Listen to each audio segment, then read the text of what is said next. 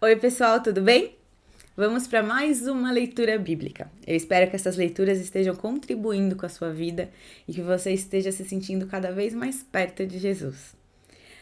Senhor Jesus, abençoa a nossa leitura, que ela mude nossos corações, que ela nos ensine a viver e nos traga a sua paz.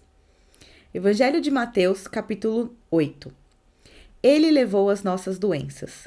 Jesus desceu da montanha com aplausos da multidão, ainda soando em seus ouvidos.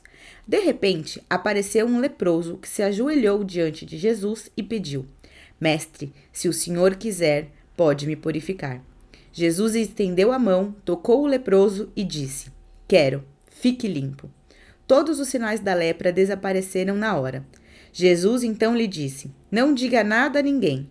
Apenas se apresente ao sacerdote para que ele confirme a cura e leve a oferta de gratidão a Deus, ordenada por Moisés. Que a sua vida purificada e grata, não as suas palavras, dê testemunho do que eu fiz. Assim que Jesus entrou na cidade de Cafarnaum, um capitão romano veio ao seu encontro. Ele estava muito aflito. Senhor, meu criado está doente. Ele não consegue andar e sente dores terríveis. Jesus disse: Vou até lá curá-lo. Ah, não, protestou o capitão. Não quero que o senhor tenha todo esse trabalho. Basta uma ordem sua e meu criado ficará bom. Sou um homem que recebe e dá ordens. Eu digo a um soldado, vá, e ele vai, e a outro, venha, e ele vem. Ao meu escravo, faça isso, e ele faz. Surpreso, Jesus declarou: Ainda não vi esse tipo de fé singela em Israel. O povo deveria saber como Deus atua. Este homem é o início de muitos estrangeiros que logo virão de todas as partes do mundo, do Oriente e do Ocidente, para participar do banquete de Deus com Abraão, Isaque e Jacó. Já os que cresceram na fé, mas nunca tiveram de fato, ficarão do lado de fora, isolados da graça, perguntando o que aconteceu. Voltando-se para o capitão, Jesus ordenou: Vá! O que você acreditava que ia acontecer, aconteceu. Naquela hora, o criado dele ficou bom.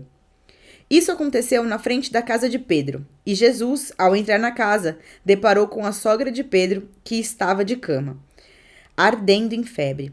Ele tocou a mão dela e a febre se foi. A mulher levantou-se da cama e foi preparar o jantar para ele. Ao anoitecer, trouxeram a Jesus várias pessoas afligidas por demônios e ele as livrou daquele tormento. Operou também cura física em vários doentes. Tudo isso cumpriu o conhecido sermão profético de Isaías. Ele levou as nossas doenças. Ele carregou nossas enfermidades. Compromisso com a vida, não com a morte.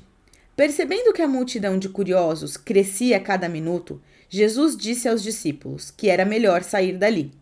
Assim foram para o outro lado do mar. À saída, o mestre religioso perguntou se podia ir com eles. Com o Senhor irei para qualquer lugar, declarou. Jesus foi direto ao ponto. Está mesmo disposto a isso? Saiba que não costumamos ficar nas melhores hospedagens.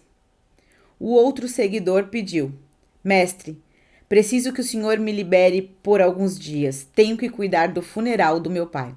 Jesus recusou. Prioridades em primeiro lugar. Seu compromisso deve ser com a vida, não com a morte. Siga-me, busque a vida. Então, ele e os discípulos entraram no barco. Entretanto, enfrentaram uma terrível tempestade no mar. As ondas furiosas atacavam a embarcação e, enquanto isso, Jesus dormia. Os discípulos o acordaram implorando: Mestre, salve-nos, nós vamos morrer. Jesus, porém, repreendeu os discípulos: Por que tanto medo? Vocês não têm fé? Em seguida, levantou-se e ordenou ao vento que cessasse o barulho e ao mar que ficasse quieto. Silêncio! Foi a ordem. E o mar ficou em plena calmaria. Os homens esfregando os olhos, perplexos. O que é isso? O vento e o mar obedeceram ao comando dele? Loucos e porcos. Eles desembarcaram na terra dos Gadarenos e encontraram dois loucos que vinham do cemitério. os quais eram vítimas de demônios. Os dois aterrorizavam a região, de modo que ninguém mais se atrevia a passar por aquele trecho da estrada. Quando avistaram Jesus, os loucos gritaram: Qual é o motivo de ficares nos importunando?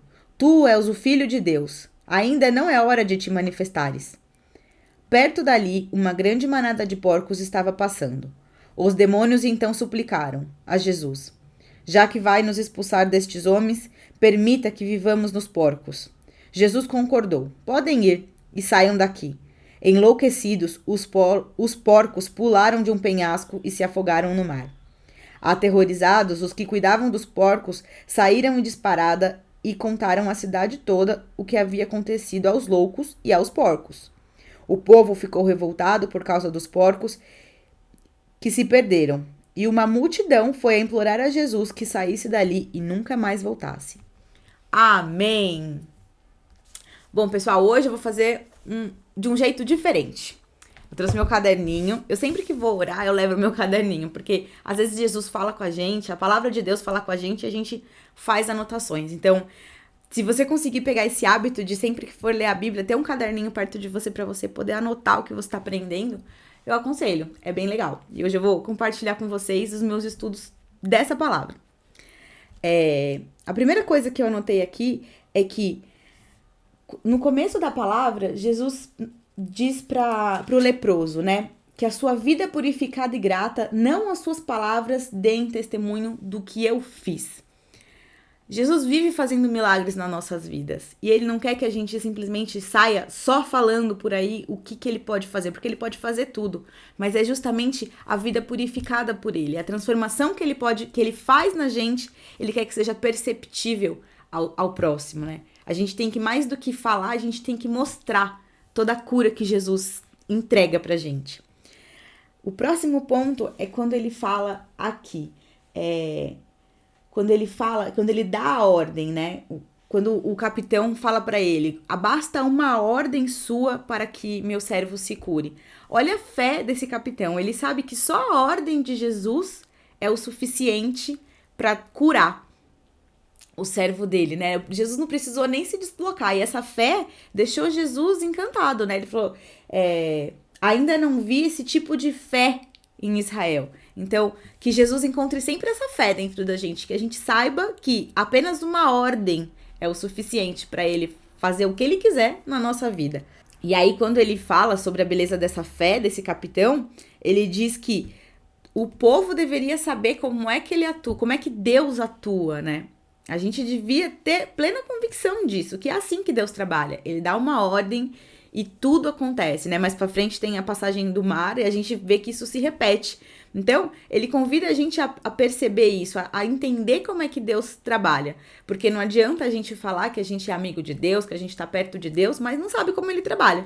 E aí, se isso acontecer, a gente pode acabar ficando de fora, né? Quando o reino vier, porque ele diz aqui, né? Já os que cresceram na fé, mas nunca tiveram de fato, ficarão do lado de fora, isolados da graça, perguntando o que aconteceu. Já pensou que triste a gente ficar do lado de fora? É melhor a gente conhecer como Deus trabalha e ter essa fé, né? E aí, quando ele cura, a resposta dele é: o que você acreditava que ia acontecer, aconteceu. Se o homem não acreditasse, a cura não aconteceria, porque no que o homem acreditava para curar o servo dele. E aí é muito bonita essa parte que Isaías profetizou sobre Jesus, né? Ele levou as nossas doenças, ele curou as nossas enfermidades, porque ele tem o poder para isso, né?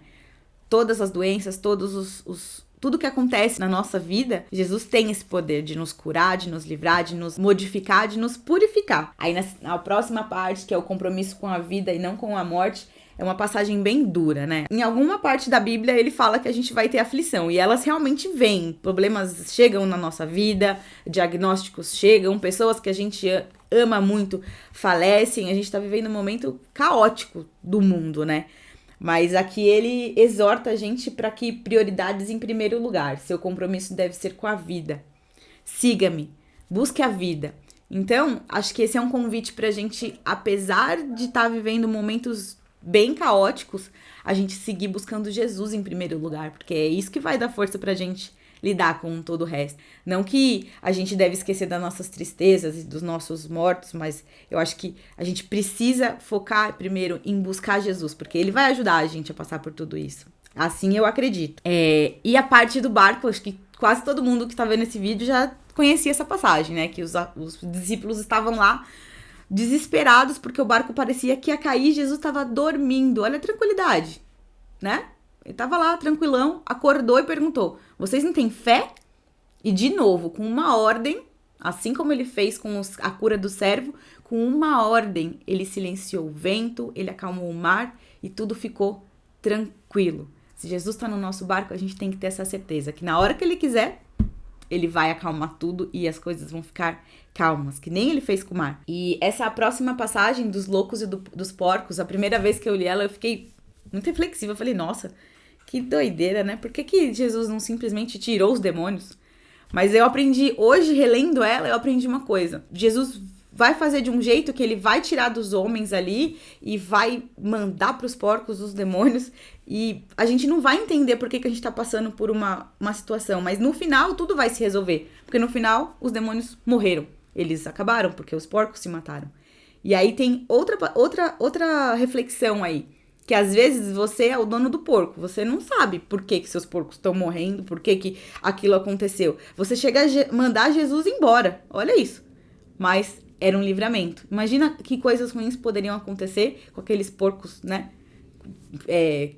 Acontecer pra população ali, né? Então foi um livramento, só que às vezes a gente não entende. E outra coisa muito importante dessa passagem dos loucos e dos porcos é, vejam só, os demônios reconheceram Jesus como filho de Deus. E os próprios fariseus, os próprios cristãos, né? As pessoas de fé não reconheceram ele. Então, que a gente esteja atento para reconhecer o Filho de Deus na nossa vida e saber que ele é o Todo-Poderoso. Esse é um dos últimos vídeos que a gente vai fazer nesse cenário. A gente tá de mudança, até por isso atrasou um pouquinho o vídeo.